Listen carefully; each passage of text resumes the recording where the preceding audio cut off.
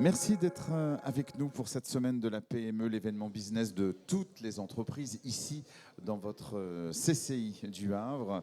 On va débriefer, ça sera le premier atelier débriefing de la journée avec Saïd Hadouche. Bonjour. Bonjour, Vous enchanté. êtes chargé d'affaires, Saïd, au niveau du Crédit Agricole Normandie-Seine. Alors ce matin, il y avait un atelier, c'était gestion de votre trésorerie, comment l'optimiser et anticiper vos besoins. Ma première question, elle est toute simple. C'est quoi la trésorerie? Le mot trésorerie, ça veut dire quoi exactement dans une entreprise? Oui, alors, la trésorerie, déjà pour commencer en préambule, on s'aperçoit que la plupart du temps, il y a un abus, je dirais, de langage ou une approximation. C'est-à-dire que quand on entend trésorerie, les porteurs de projets ont tendance à penser que c'est lié à la rentabilité de leur entreprise. Or, la rentabilité, c'est un indicateur financier qui, si vous voulez, permet d'aller regarder la création de valeur de votre entreprise. Et dans son mode de calcul, il n'y a pas de corrélation entre la trésorerie et la rentabilité. Donc ça, c'était juste pour donner un peu l'aspect complexe de la trésorerie. Après, si je devais résumer ce que c'est que la trésorerie, c'est l'ensemble, en fait, je dirais, des ressources financières disponibles à un instant T, en fait, que vous pouvez mobiliser en tant que chef d'entreprise pour accompagner votre entreprise et payer ses opérations quotidiennes. Voilà un peu en résumé. Du coup, ce qui est à noter dans la définition purement comptable donc de la trésorerie, c'est la différence entre le fonds de roulement généré et son besoin en fonds de roulement. Donc si vous comprenez un peu la mécanique de ces ratios-là, vous comprenez qu'en fait le besoin en fonds de roulement drive en fait votre fonds de roulement. Plus votre besoin en fonds de roulement est important, plus votre trésorerie en fait est impactée et du coup il y a tout un enjeu d'anticipation de ce poste. Quel conseil vous avez donné au cours de cet atelier à tous les porteurs de projets? Alors aujourd'hui, bon, c'était la première fois que j'animais en fait pour la CCI la semaine de la PME et que j'animais cet atelier trésorerie. On a eu 18 participants, ça allait de l'entrepreneur qui se lance à des entreprises existantes. Et le sujet de la trésorerie, j'ai été un peu surpris, était vraiment un sujet sur lequel il se penche. Alors que d'habitude, c'est un sujet qui est un peu mis de côté et qu'on s'aperçoit après qu'il était fondamental d'anticiper. Pour revenir à votre question qui était de... La question était la suivante. Quel conseil vous donnez à des porteurs de projets quand on parle de trésorerie?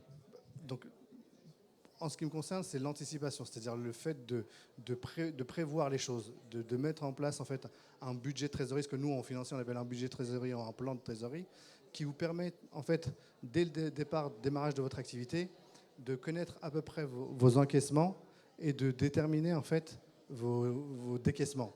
Du coup, c'est la différence entre les deux qui est en bas de page vous donne votre trésorerie. Et en le faisant mensuellement, vous allez détecter en fait vos besoins de trésorerie et à ce moment-là, les justifier à votre partenaire financier et avoir des solutions pour l'accompagner. Moi, ce que j'ai dit aujourd'hui au niveau de l'atelier, c'est que pour optimiser, du coup, quand vous retenez que c'est la différence entre le fonds de roulement et le besoin en fonds de roulement, vous devez vous concentrer sur comment j'optimise mon besoin en fonds de roulement. Les trois postes qui influent sur le BFR, c'est mon poste client, mes stocks et mon fournisseur. Donc pour optimiser, je dois optimiser ces trois postes. Optimiser mon poste client, ça veut dire que je vais devoir mettre en place des process bien spécifiques pour aller récupérer la trésorerie qui est dehors, dont j'ai besoin pour faire mes opérations courantes. Je vais trouver des solutions bancaires pour pouvoir l'anticiper aussi, parce qu'en en B2B, vous allez être de manière... ça va être imposé, vous ne pourrez pas en fait percevoir avant 60 jours. Donc vous allez mettre en place des solutions pour pouvoir encaisser plus vite votre trésorerie.